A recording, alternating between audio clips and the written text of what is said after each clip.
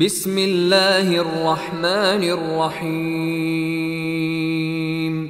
يا أيها المدثر قم فأنذر وربك فكبر وثيابك فطهر والرجز فاهجر ولا تمنن تستكثر ولربك فاصبر فإذا نقر في الناقور فذلك يومئذ يوم عسير على الكافرين غير يسير. ذرني ومن خلقت وحيدا وجعلت له مالا ممدودا وبنين شهودا ومهدت له تمهيدا ثم يطمع أن أزيد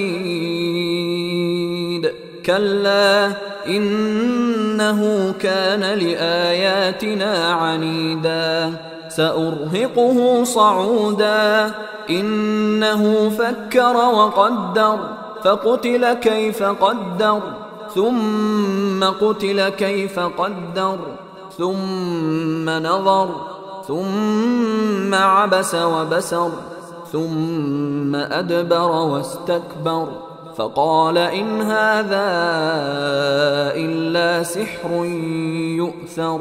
إن هذا إلا قول البشر سأصليه سقر وما أدراك ما سقر لا تبقي ولا تذر لواحة للبشر عليها 19 وما جعلنا أصحاب النار إلا ملائكة وما جعلنا عدتهم إلا فتنة للذين كفروا ليستيقن الذين أوتوا الكتاب ويزداد الذين آمنوا إيمانا ولا يرتاب الذين أوتوا الكتاب والمؤمنون وليقول الذين في قلوبهم مرض والكافرون ماذا أراد الله بهذا مثلا كذلك يضل الله من يشاء ويهدي من يشاء وما يعلم جنود ربك إلا هو وما هي إلا ذكرى للبشر كلا والقمر والليل إذ أدبر والصبح إذا أسفر إنها لإحدى الكبر نذيرا للبشر لمن شاء منكم أن يتقدم أو يتأخر كل نفس بما كسبت رهينة إلا أصحاب اليمين في جنات يتساءلون عن المجرمين ما سلككم في سقر قالوا لم نك من المصلين ولم نك نطعم المسكين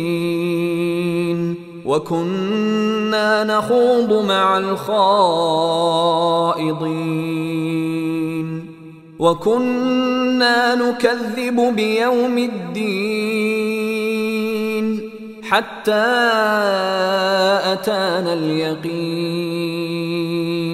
فما تنفعهم شفاعة الشافعين فما لهم عن التذكرة معرضين كأنهم حمر مستنفرة فرت من قسورة بل يريد كل امرئ منهم أن يؤتى صحفا منشرة كلا بل لا يخافون الآخرة كلا تذكرة فمن شاء ذكره وما يذكرون إلا أن يشاء الله هو أهل التقوى وأهل المغفرة.